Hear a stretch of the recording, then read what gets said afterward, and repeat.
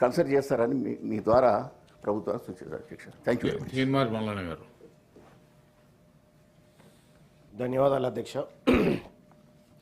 317 GO చాలామంది ఉద్యోగులను ఆందోళనకు మనోవేదనకు గురి చేసింది అధ్యక్ష. రాష్ట్రపతి ఉత్తర్వులకు వ్యతిరేకంగా ఈ జీవోను తీసుకొచ్చారనేటువంటి ఆవేదన ఉద్యోగస్తుల్లో ఉండింది. చాలామంది ఉద్యోగస్తులు తమ స్థానిక జిల్లాలను వదిలి వేరే జిల్లాలకు బదిలీ అయిపోయి, అంటే ఒకసారి ఈ జిల్లా నుంచి వేరే జిల్లాకు బదిలీ అయితే మళ్ళీ ఆ జిల్లాకు వాపసు వచ్చే అవకాశం ఉంటుండే. కానీ ఈ 317 ద్వారా శాశ్వత ఉద్యోగులుగా అక్కడే పర్మనెంట్గా ఉండిపోవాల్సినటువంటి దుస్థితి నెలకొంది అధ్యక్ష. భర్త ఒక చోట, భార్య ఒక చోట. ఇందులో అధ్యక్ష ఒక విషయం చూస్తే ప్రభుత్వ ఉద్యోగాల్లో స్థానికులు స్థానికేతరులు అనే అంశం ముల్కీ ఉద్యమం నుంచి ప్రత్యేక తెలంగాణ ఉద్యమం వరకు చాలా కీలకమైన అంశంగా నిలిచింది అధ్యక్ష. ఇదే అంశం ఇప్పుడు తెలంగాణ రాష్ట్రంలో మరోసారి ఉద్యోగుల్లో ఆందోళన గురి చేస్తూ ఉంది. ఇంకా సమస్య ఎక్కడేసిన గొంగడ అక్కడ లెక్కనే ఉంది. కొంతేదో ఆ సమస్య పరిష్కారానికి రాష్ట్ర ప్రభుత్వం కేబినెట్ సబ్ కమిటీ ద్వారా ఏదో ప్రయత్నం చేసినప్పటికీ కూడా ఇంకా పూర్తి స్థాయిలో ఆటి 317 భయాందోళనలు ఇంకా తొలగిపోలేదు అధ్యక్ష. 2018 సంవత్సరంలో ప్రభుత్వం ఉద్యోగాల కేటాయింపులో అప్పటి రాష్ట్ర ప్రభుత్వం కొత్త జోనల్ వ్యవస్థను ప్రవేశపెట్టింది. రాష్ట్ర విభజనకు ముందు వరకు తెలంగాణలో మొత్తం 10 జిల్లాలు జోన్ 5 జోన్ 6 కింద ఉండేటి అధ్యక్ష. ఆ తర్వాత 33 జిల్లాలు ఏర్పాటు చేసిన తర్వాత 7 జోన్లు 2 మల్టీ జోన్లు చేసింది అధ్యక్ష. ఈ పునర్వ్యవస్థీకరించిన తర్వాత కొత్త జోన్ల వ్యవస్థ అమల్లోకి రావడంతో కొత్త జిల్లాలకు కొత్త జోన్లకు మల్టీ జోన్లకు ఉద్యోగాలను సర్దుబాటు చేసుకోవడానికి 317 జీవో తీసుకొస్తే అది ఉద్యోగులకు ఆప్షన్ కూడా ఇచ్చారు అధ్యక్ష. ఇచ్చిన తర్వాత ఇక అసలు సమస్యలు స్టార్ట్ అయినాయి అధ్యక్ష. డిమాండ్ ఉన్న ప్రాంతంలో ఖాళీలు నిండిపోయినాయి. సీనియారిటీ తక్కువగా ఉన్న వాళ్ళకు మాత్రం ఆ ప్రాంతంలో అవకాశం దొరకకుండా పోయింది అధ్యక్ష. వాళ్ళ స్థానికంగా సొంత జిల్లా అయినప్పటికీ కూడా వాళ్ళకు ఆ పోస్టింగ్ లభించలేదు అధ్యక్ష. ఇక ఇదిగాక నీటిపారుదల శాఖ అధ్యక్ష, ఆ ఉద్యోగులకు ఆ శాఖ పునర్వ్యవస్థీకరణ జరిగిందని కనీసం ఉద్యోగుల దగ్గర ఆప్షన్ కూడా లేదు అధ్యక్ష. నీటిపారుదల శాఖకు సంబంధించినటువంటి అంశం.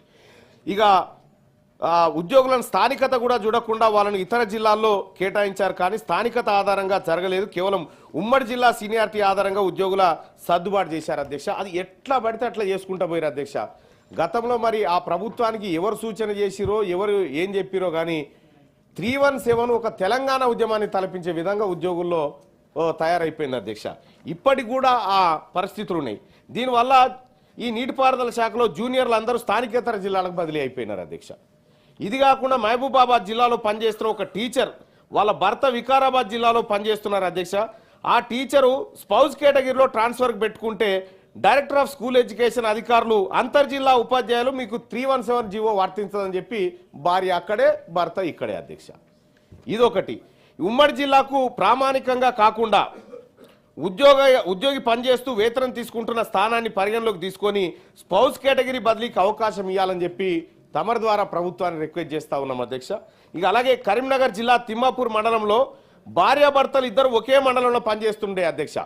317 జీవో కారణంగా భార్య ఆ జిల్లాలో జూనియర్ కాబట్టి రాజన్న సిరిసిల్లాకు పోయింది, భర్త సీనియర్ కాబట్టి కరీంనగర్ జిల్లాలో ఉండు. ఇక మనమడు వచ్చేసి ఈడ వేములవాడ కాడు ఉన్నటువంటి పరిస్థితి. అంటే భార్యాభర్తలని ఇట్లా కుటుంబాలను కూడా అనేక రకాలైనటువంటి ఇబ్బందులకు గురి చేసింది అధ్యక్ష 317 జీవో.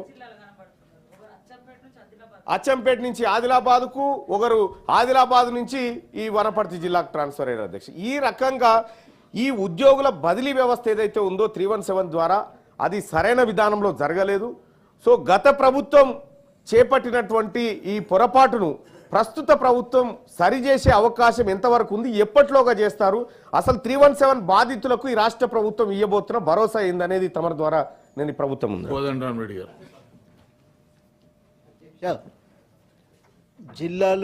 కొత్త జిల్లాలను ఏర్పాటు చేసేటప్పుడు 371Dని పరిగణలోకి తీసుకొని ఉంటే చాలా సమస్యలు తలెత్తేవి కావు. రెండో గందరగోళం ఏడైందంటే, ఉదాహరణకి ఒక జిల్లాకు సంబంధించి 4 మండలాలు ఇంకో జిల్లా కొత్త జిల్లాలో కలిపారు. ఇప్పుడు పాత జిల్లా మొత్తానికి ఆ కొత్త జిల్లాకు పోవటానికి అవకాశం ఇచ్చింది. దానితో జరిగిన సమస్య ఏంటంటే, సీనియర్లందరూ ఇక్కడికి వచ్చారు, ఈ జిల్లాకు సంబంధించిన వాళ్ళు ఇంకెక్కడో విసిరివేయబడ్డారు. ముఖ్యంగా బాగా అవస్థపడుతున్నది కొత్తగా చేరుతున్న మహిళలు. అది జూనియర్ పోలీస్ కానిస్టేబుల్ కానీ టీచర్లు కానీ విపరీతమైనటువంటి ఇబ్బందులకు గురవుతూ ఉన్నారు. ఈ ట్రాన్స్ఫర్ల కారణంగా ఇంతకుముందు తీన్మార్ మల్లన్న గారు చెప్పినట్టు కుటుంబాలు బాగా విచ్ఛిన్నమైపోయినాయి. ఇప్పుడు ఒక సమస్య ఏంటంటే దీన్ని పరిష్కరించటం ఎట్లా అనేది ఒక పరిష్కారం అయితే వెతుక్కోవాల్సిన అవసరం ఉంది. సహజంగానే మళ్ళీ స్థానికత ప్రాతిపదికన మొత్తం మారుద్దామంటేనేమో ఇది తేనెతిట్టును కదిపించినట్టు అవుతుంది. కానీ చేయటానికి ఉన్న చట్టంలోనే అవకాశాలు వెతుక్కోవాల్సిన అవసరం ఉంది. నేను అనుకోవటం 373